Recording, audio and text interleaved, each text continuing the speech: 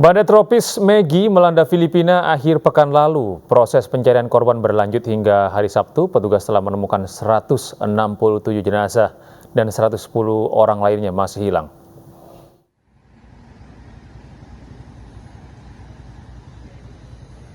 Enam kota di Filipina dihantam badai topan Maggie pekan lalu. Salah satu kota yang terdampak cukup parah adalah kota Baybay di Provinsi Leyte. Hingga hari Sabtu, petugas telah mengevakuasi 110 jenazah dari tanah longsor di beberapa desa.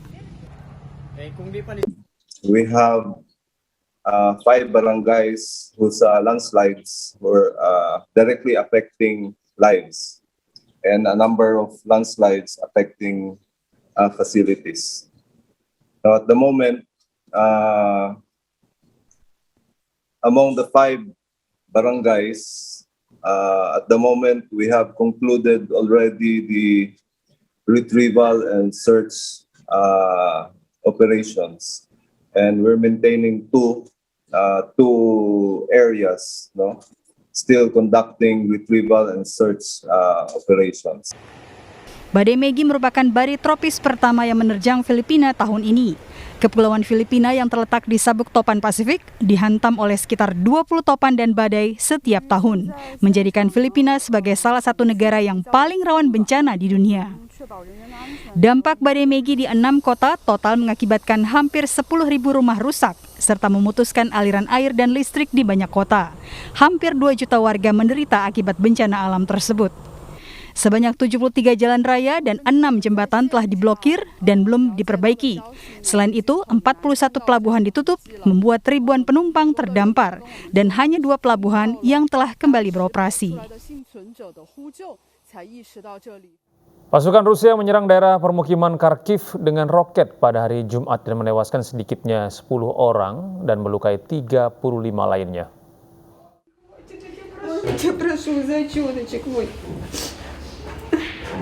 Seorang bayi berusia 7 bulan dan remaja pria berusia 15 tahun ikut menjadi korban dalam serangan militer Rusia di kota Kharkiv. Ibu dan nenek remaja laki-laki itu menangisi tubuhnya ketika para medis datang untuk membawa jasadnya pergi.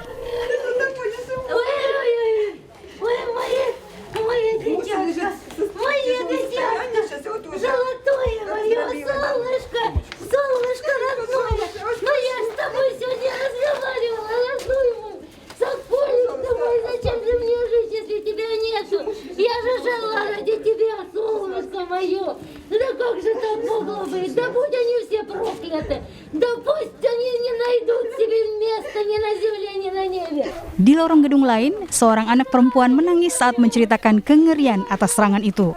Serpihan bom berterbangan di udara dan dia selamat berkat pertolongan beberapa ibu.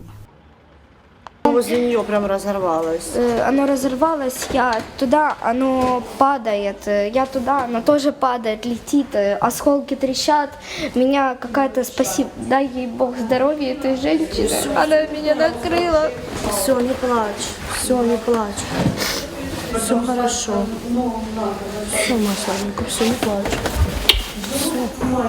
Все хорошо, все большое. Di luar tampak beberapa orang berlumuran darah di jalanan. Mobil-mobil ambulans dan petugas medis bergegas merawat mereka. Град, кассетный боеприпас метров 80-100 над нами лупануло громко. Мы только упасть. Di tengah mobil dan puing-puing yang terbakar, seorang pria berbicara mengenai pasukan Rusia yang dia katakan telah menghancurkan negaranya. Что этот парень сделал плохого? Что сделал этот мальчик, которому 12 лет, которого увезли, блядь, в СОТа, блядь? Ну что он сделал им плохого? Скажи. А детвора, которая здесь полегла, а женщина, блядь. А мой друг, который, сука, увезли, блядь, 200-м, блядь. Что он сделал им плохого, блядь? С кем мириться, блядь? С тварями, блядь? Kementerian Pertahanan Rusia mengatakan serangan Rusia di wilayah Kharkiv mengurangi jumlah pasukan tentara bayaran dari perusahaan militer swasta Polandia hingga 30 orang, serta merebut sebuah pabrik besi dan baja di Mariupol. Namun klaim ini tidak dapat diverifikasi secara independen. Stasiun televisi milik pemerintah Rusia menayangkan bantuan kemanusiaan yang didistribusikan oleh militer Rusia kepada penduduk di kota Kharkiv. Rekaman itu menunjukkan tentara sedang membagikan tas kepada penduduk dari belakang kendaraan militer. Mereka dengan hati-hati meninjau setiap permintaan dari warga sipil.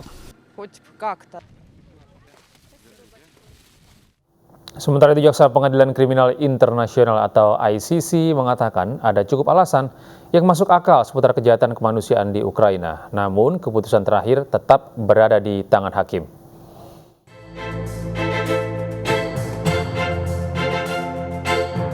Jaksa Mahkamah Pidana Internasional ICC, Karim Khan, tiba di Ukraina pekan ini untuk mengunjungi pinggiran kota Bucha, tempat ditemukannya lebih dari 400 mayat setelah pasukan Rusia mundur. Ukraina telah menuntut Rusia bertanggung jawab atas apa yang disebutnya sebagai kejahatan perang. Presiden Amerika Serikat Joe Biden bahkan telah menggunakan istilah genosida untuk menggambarkan kekejaman yang diduga dilakukan oleh pasukan Rusia selama operasi keamanan terbatas berlangsung. We are here because, as I stated when I put filings before the court on the 2nd of March, we have reasonable grounds to believe that crimes within the jurisdiction of the court have been committed.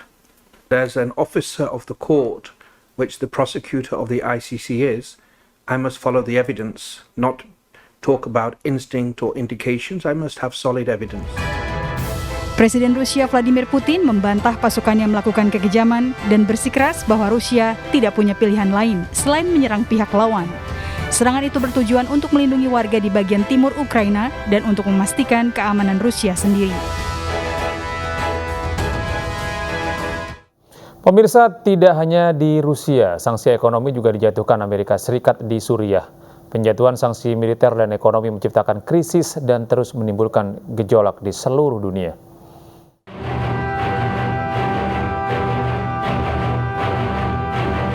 Perang Suriah telah berlangsung selama 11 tahun. Keadaan diperburuk dengan penjatuhan sanksi ilegal oleh Amerika Serikat dan negara-negara barat lainnya. Suriah kini mengalami ekonomi yang stagnan, inflasi yang tinggi, mata uang yang terdevaluasi, serta tingkat kemiskinan yang meningkat. Rakyat Suriah menghadapi tantangan besar dalam memperoleh makanan, sumber daya air, dan kebutuhan sehari-hari lainnya. فرضت العقوبات منذ عام 2011 ودفعت الدول الاتحاد الأوروبي لاتخاذ ذات العقوبات قامت بالسيطرة على آبار النفط وحرق المحاصيل والسيطرة على المحاصيل الغذائية. بالتالي دعم التنظيمات الإرهابية أوجد البيئة الموضوعية لوجود الإرهاب، وهذا أدى إلى تخريب البنى التحتية نتيجة المعارك العسكرية واستمرار الولايات المتحدة الأمريكية في عرقلة الحل السياسي مما هو فرض الحصار الاقتصادي مما أدى إلى تراجع مستوى المعيشة. Muhammad Omari, pengamat internasional, menilai Amerika telah memperburuk krisis Suriah dengan mempersenjatai dan mendukung pasukan oposisi. Belum lagi menyediakan lahan untuk mengembangbiakkan terorisme di awal perang. Itu belum termasuk intervensi militer dan merebut ladang-ladang minyak Suriah.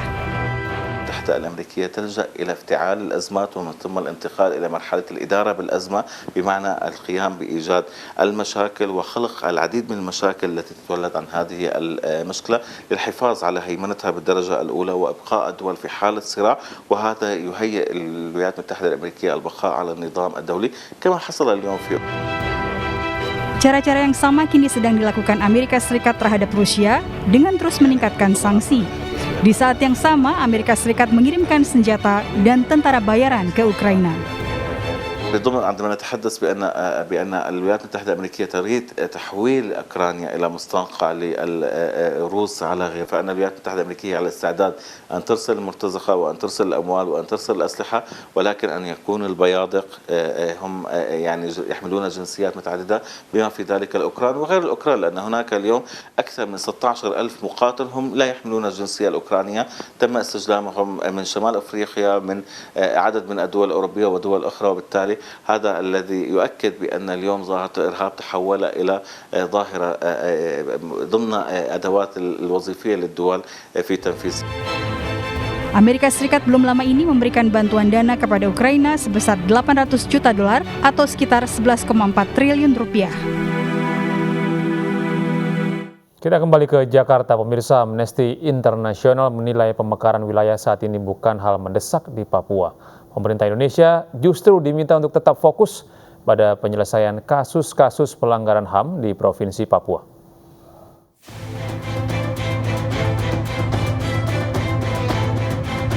Pada tanggal 12 April 2022, DPR RI mengesahkan RUU Inisiatif DPR tentang pemekaran wilayah Papua. Berkaitan dengan hal ini, Ketua Majelis Rakyat Papua MRP hadir di Jakarta. Mereka menemui Menko Polhukam Mahfud MD serta ketua-ketua umum Parpol untuk meminta masukan dan dukungan terkait otonomi khusus Papua. Ketua MRP Timotius Murib kepada iNews mengatakan, rakyat Papua menolak ide pemekaran 3 wilayah lantaran diputuskan tanpa berdialog dengan MRP yang mewakili kelompok akar rumput di Papua. Hingganya penetapan RUU terkait dengan 3 provinsi di Provinsi Papua itu benar-benar sama sekali tidak ada aspirasi atau partisipasi usulan dari masyarakat, dan sama sekali tidak ada aspirasi untuk pemekaran. Dan pemekaran itu dianggap satu masalah baru yang diciptakan oleh kebijakan pemerintah pusat, dan itu ditolak oleh masyarakat akar rumput. Pemekaran 3 wilayah Papua yang disetujui DPR adalah Provinsi Papua Selatan, Provinsi Papua Tengah, dan Provinsi Papua Pegunungan Tengah.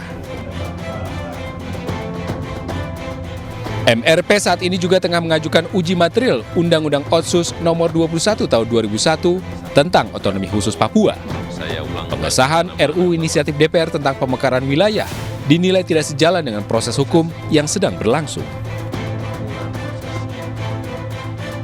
Sementara itu, di tengah berbagai kekacauan dan gangguan keamanan di Papua, Amnesty International meminta pemerintah Jokowi tidak melupakan pelanggaran HAM berat di Papua, terutama pada kasus pertambangan di Kabupaten Intan Jaya dan tambang emas di Blok Wabu. Mengakui ada eskalasi konflik dan juga peningkatan jumlah kehadiran militer, termasuk satgas-satgas keamanan. Menko Polhukam mengatakan dari 9 satgas sekarang dikurangi menjadi 2 satgas. Dan satgas-satgas ini bukan hanya menimbulkan masalah karena tidak saling koordinasi, tetapi juga tidak saling koordinasi dengan aparat setempat yang sudah ada di sana, satuan-satuan teritorial yang organik. Kementerian Luar Negeri RI pada Maret lalu sempat dihebohkan dengan isu kedatangan pelapor khusus PBB untuk melihat situasi pelanggaran HAM di Papua. Sementara Dewan HAM PBB dalam laporan terakhir Maret lalu tidak lagi memasukkan Papua ke dalam daftar isu pelanggaran HAM berat. Komisioner Tinggi Dewan HAM PBB Michelle Bachelet menyebutkan 25 negara yang terindikasi terdapat pelanggaran HAM, diantaranya Ukraina dan negara-negara di Asia Selatan. Dapat kami tambahkan bahwa pada 8 Maret beberapa hari lalu, Komisaris Tinggi HAM Michelle Bachelet juga sudah menyampaikan oral update yang berupa laporan situasi HAM yang menjadi perhatian dunia saat ini. Ada sekitar 25 negara yang disorot, termasuk misalnya isu Ukraina, Rusia, Asia Selatan, dan Afrika. Sekali lagi, tidak ada mengenai Indonesia. Terkait dengan beredarnya berita bahwa pada tahun 2022 akan ada kunjungan KTHAM ataupun spesial raportur tertentu ke Provinsi Papua maupun Provinsi Papua Barat. Meski demikian, Amnesty International mendesak pemerintah Indonesia tetap membuka perundingan damai dengan pemimpin adat dan Majelis Rakyat Papua, sehingga apapun bentuk keputusan pemerintah Indonesia ke depan ikut menampung aspirasi masyarakat, sekaligus melakukan penegakan hukum bagi kasus-kasus pelanggaran HAM. Dari Jakarta, tim iNews melaporkan. Pemirsa, Korea Utara pada hari Jumat merayakan ulang tahun 110 tahun Kim Il-sung dengan tarian massal, kembang api, dan seruan untuk kesetiaan yang lebih kuat kepada Kim Jong-un.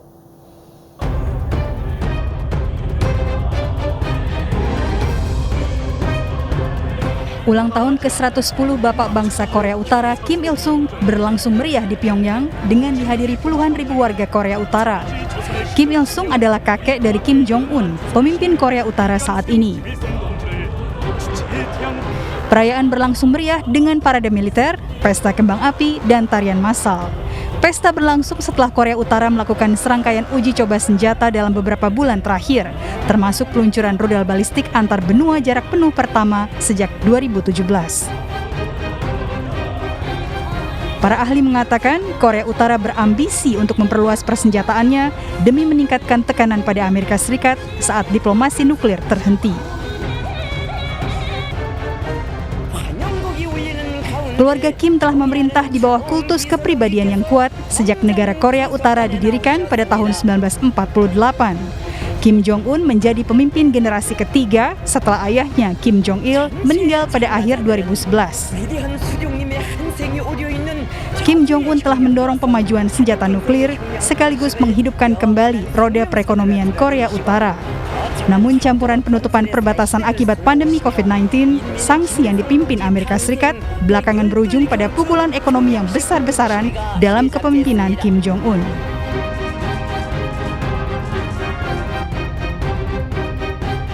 Kim Il-sung mengkonsolidasikan kekuasaan pada tahun 1950-an dengan membersihkan lawan-lawan politik serta memantapkan dirinya di puncak negara sosialis di mana kepemimpinan akan diwarisi oleh keturunannya. Kim Il-sung meninggal dunia pada tahun 1994, tidak lama setelah bertemu dengan mantan Presiden Amerika Serikat Jimmy Carter dalam upaya untuk meredakan krisis internasional besar atas rencana pengembangan nuklir Korea Utara. Lebih dari 25 tahun kemudian, Amerika Serikat dan Korea Utara masih berusaha menangani pengembangan senjata nuklir Pyongyang.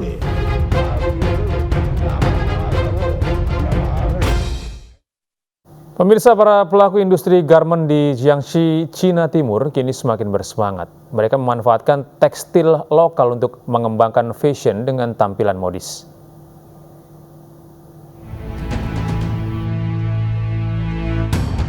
Cina masih berjuang membebaskan diri dari COVID-19.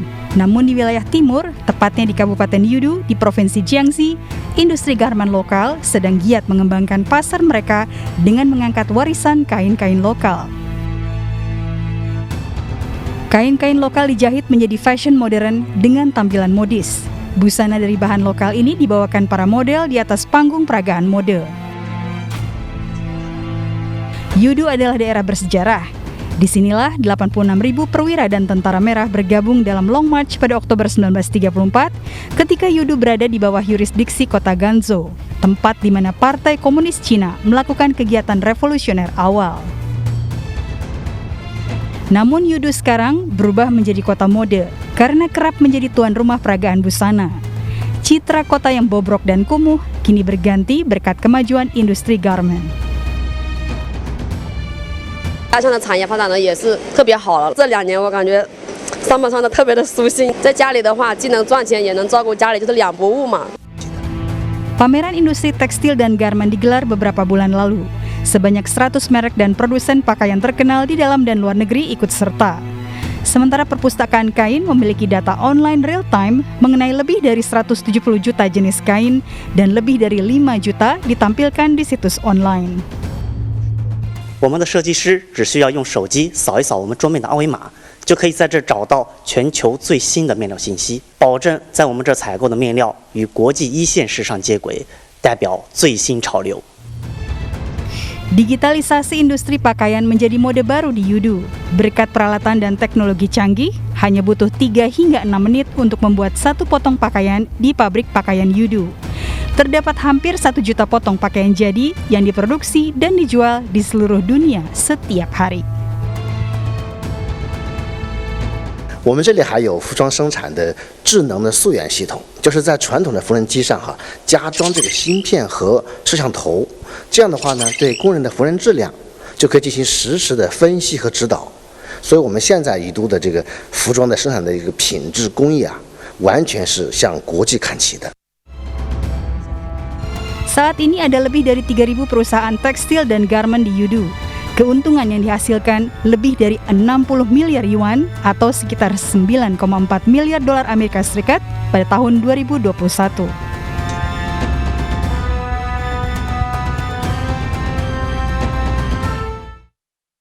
Diduga remblong, truk bermuatan batu menabrak truk lain dan 3 sepeda motor di Banyumas, Jawa Tengah. Kami hadirkan informasi lengkapnya sesaat lagi.